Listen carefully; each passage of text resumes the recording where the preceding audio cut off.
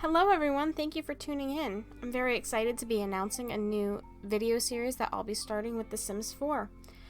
This is going to be called The Character Cosmos, and basically what I've done is I've taken characters from well-known popular video game series that I personally love, and I've placed all of the characters into The Sims, and we're going to see how they're interacting with each other. For the game so far, I have chosen the Rune Factory series, the Harvest Moon series, Stardew Valley, and my time at Portia. Obviously, I don't have all of the characters in right now because there are a lot in each game, and I am trying to include as many installments of each game as possible. But I wanted to go ahead and introduce you to the characters I have so far, give you a little rundown of who they are for those of you who haven't played these games before, and we'll go from there. This is going to be the introductory video, and then next episode will be episode 1 of the series. I want to start with the first family I made for this series. This is from Rune Factory 4. We have Jones and his wife Nancy. They are the two doctors in the game, and their kind of adopted daughter, but I'll get to her in a second.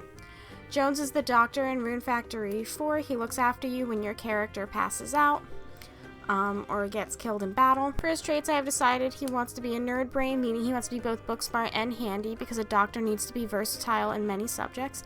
He is ambitious, he's a perfectionist, and he's neat. This is going to be his main outfit that we will see him in, but here's a rundown of all of his other outfits. I tried to style his main outfit off of the one we see in the game, and the rest are just things I think he either looked good in or I think his character would suit. Then we have his wife, Nancy. Nancy is the nurse at his hospital. The two have been married for a while. They're a really cute couple, one of the only married couples in the Rune Factory series, and I thought it would be very important to include them. Plus, I also think there are a bunch of ways we can take their storyline. Nancy wants to have a big, happy family, which means she wants a large and loving household. She and Jones do not have any biological children of their own. She is cheerful, family-oriented, and I chose Freegan because I think that she would make good use of growing her own food and trying to save her and Jones money as much as possible, because when you pass out in the game and she happens to be on duty, she will not charge you anything for your medical fees. Here's her main outfit. As you can tell, she's a very attractive woman, but I believe she dresses modestly, even though she does like to kind of flaunt once in a while that she's young, she's a newlywed, well, not newlywed, but she is a young married woman. And she just likes to show off that she finds herself attractive, and she should. When you get a little bit through the storyline in Rune Factory 4, you have to defeat a boss that's called the Marionetta, and when you do, it turns into a woman named Dulce. Dulce, when you meet her, is very shy and quiet. You bring her to the hospital where Jones and Nancy are working. They revive her, and she moves in with them, much under her protest because she does not want to be a burden. I chose for Dulce to be a botanist because she does seem to be very into nature and in touch with things like that. She's also creative, a loner, and a recycle disciple. Her main outfit is obviously older. Dulce was alive a long time before the series of before the storyline in Rune Factory 4, and so she's living in a much different timeline than she was born in, and we can kind of tell that with her formal outfit, her athletic. We can't tell it with her athletic, but we can tell it with her sleep, party, kind of her swimwear. We can tell that she also dresses more modestly. Ooh.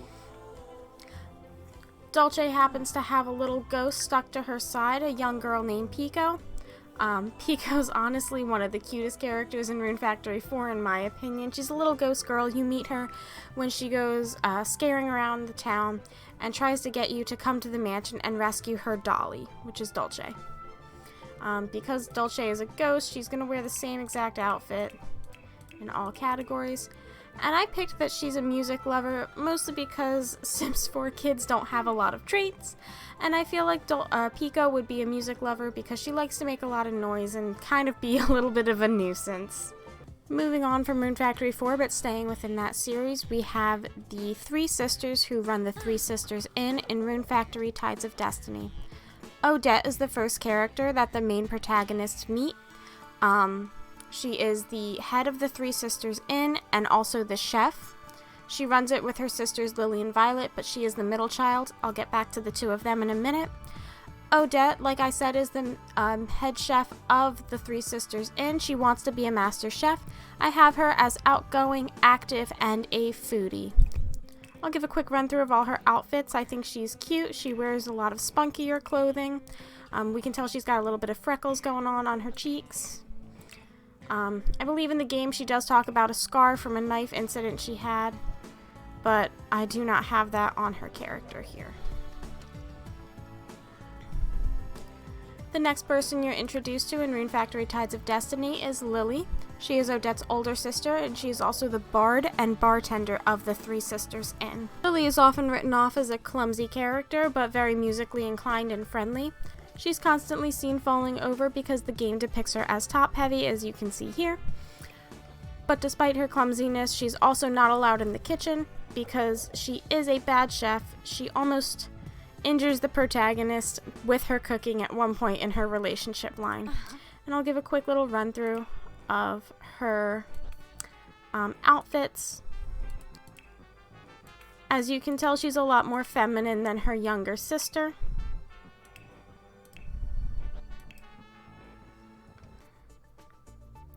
Finally, we have Violet. She is the youngest of the three sisters in the Three Sisters Inn. However, she does not work at the hotel because she recently got a job as a nurse at the nearby church. When the main protagonist meets Violet, she's instantly smitten by him, and because of that she comes off as a bit shy, so I put her as a loner. However, she is good because she's a nurse, and she loves the outdoors because she really enjoys her flowers. I also put that she is an archaeology scholar because she does want to learn more about the world around her.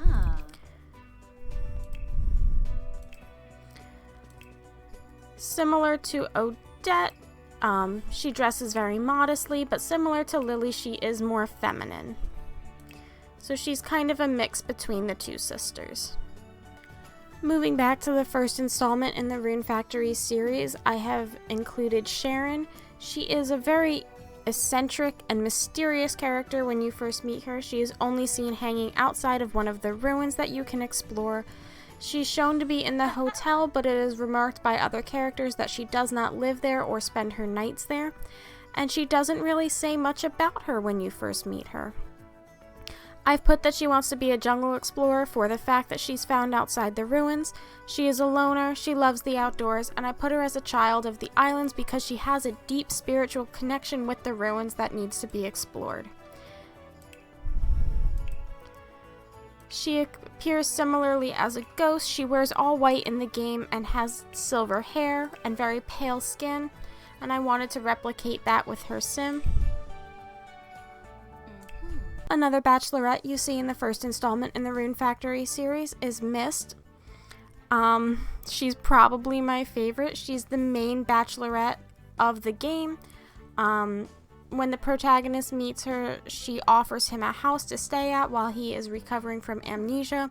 She also appears in the sequel to Rune Factory, which is Rune Factory Frontier, again as the main love interest, having gone to the town of Trampoline because she heard voices calling her there. Because of her eccentric attitude, she is a goofball, she's childish and a freakin', and I wrote that she wants to have a successful lineage because she does remark about having a family in the game. To keep up with her eccentric attitude, I've included a couple jewelry pieces that are really stand out. Her clothing can kind of be on the odd side. It's very colorful, very flashy. Very against the norm is what I was going for with her.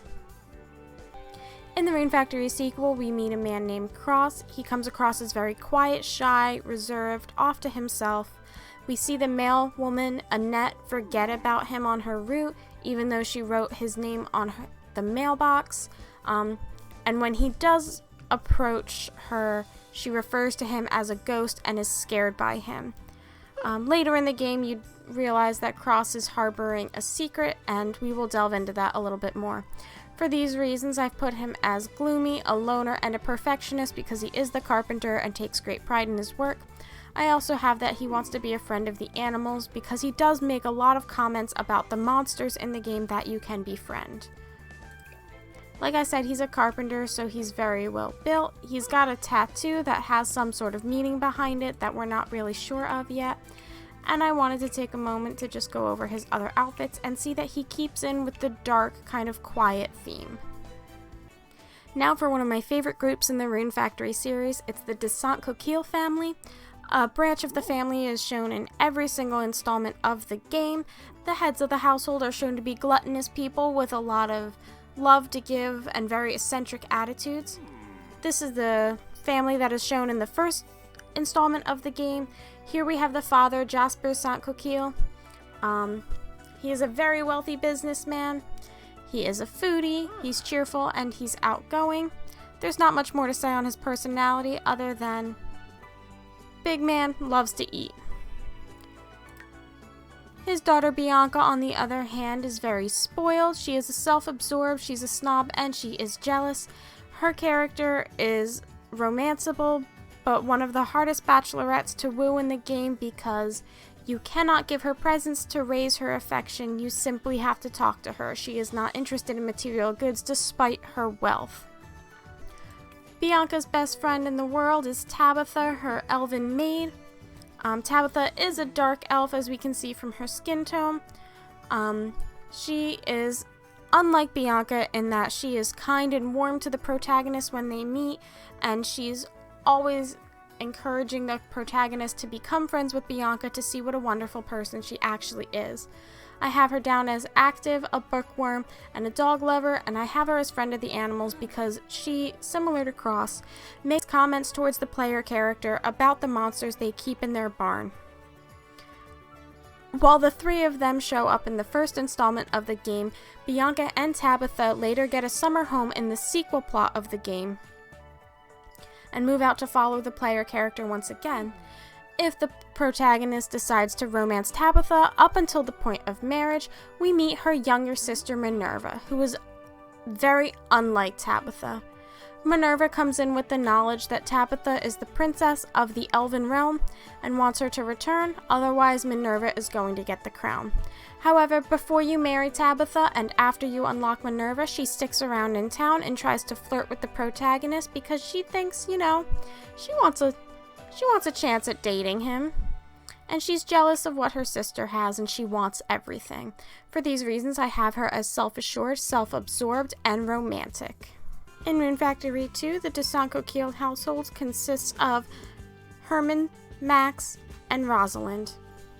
Herman Saint-Coquille is the head of the household, again a very wealthy man, a very gluttonous man, but a very cheerful man when you meet him.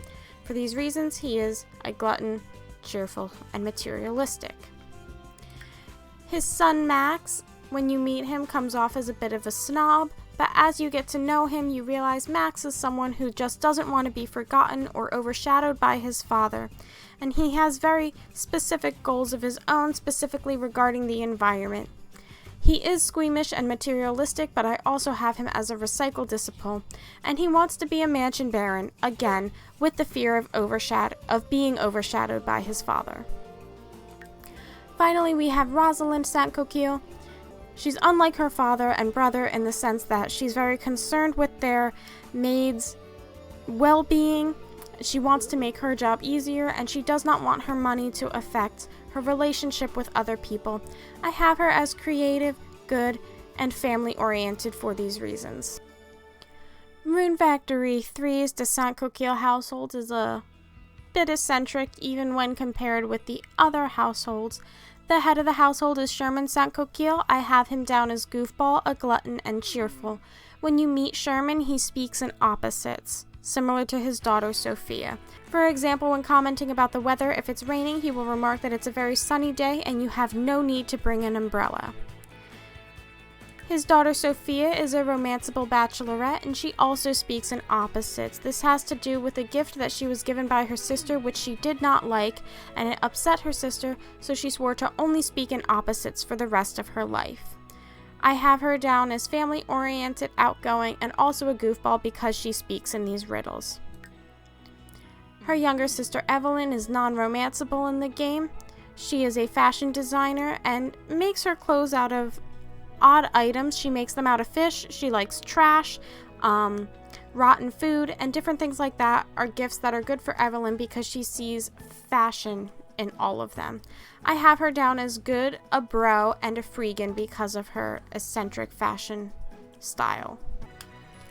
In Rune Factory Tides of Destiny, the Descent Coquille household, while still living in a mansion, is actually shown to be broke and struggling for money. Also uncharacteristically for the family, the head of the household is a woman this time, still a glutton, but this time, because she is struggling with money, we see her stressed and obsessed with finding treasure in her backyard and cave. For these reasons, she has the glutton trait as well as self-absorbed and loves the outdoors.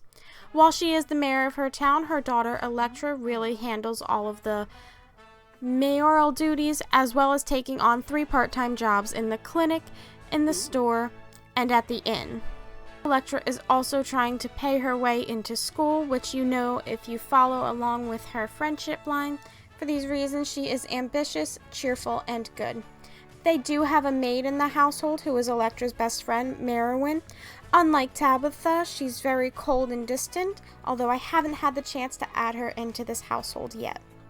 In the most recent installment of the game, Rune Factory 4, the Descent Coquille household only consists of one man, Porcaline. He runs the restaurant in the game and is shown having a really big part in the town.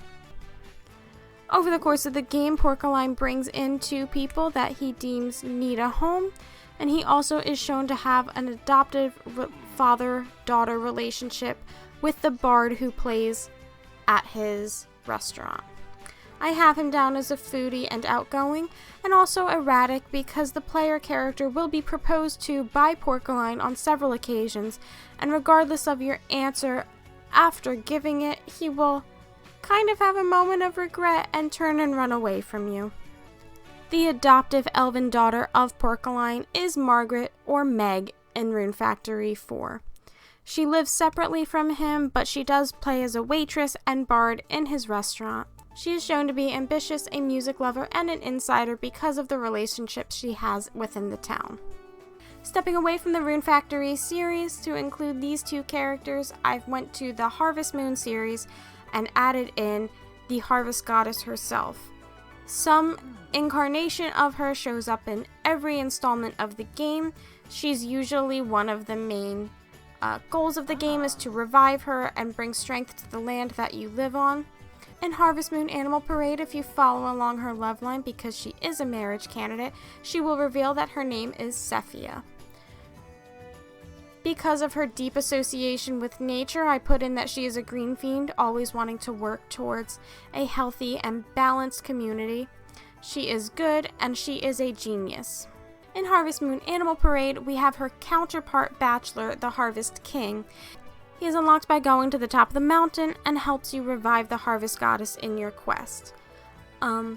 He plays a very different role. He's not as warm to the protagonist. He's not as nurturing like the Harvest Goddess is. In fact, he's kind of a loner, but he's very confident, so I made him self-assured, and he has the same goal of reviving the land to its former glory, so I also made him a green fiend. So far, these are all of the characters I have added to this series, and I will be playing with them in the next episode. But I wanted to give you guys a rundown in case you haven't played these games before, in case you haven't been introduced to these characters. As the episodes progress, I will continuously add more characters, and soon enough we'll have a big thriving world with lots of different personalities to mesh together. This is a series I've been wanting to write for several years at this point. Basically, since even before The Sims 4 came out, I had this idea, and now I have a computer that can more smoothly run the game, I have a microphone, I have a good monitor, and I can actually play the game without serious lagging issues. I have a lot more custom content, so my characters look more like they do in the game than having to rely simply on EA material. I'm very excited to see where this series goes, and if you are too, go ahead, subscribe, hit the notification bell, give this video a big thumbs up, and leave a comment telling me what you're most looking forward to, and if you have any specific characters you want me to add sooner rather than later, or if you have a whole new video game franchise that I can look into adding into this world. Thank you guys for watching, and I'll see you next time. Bye.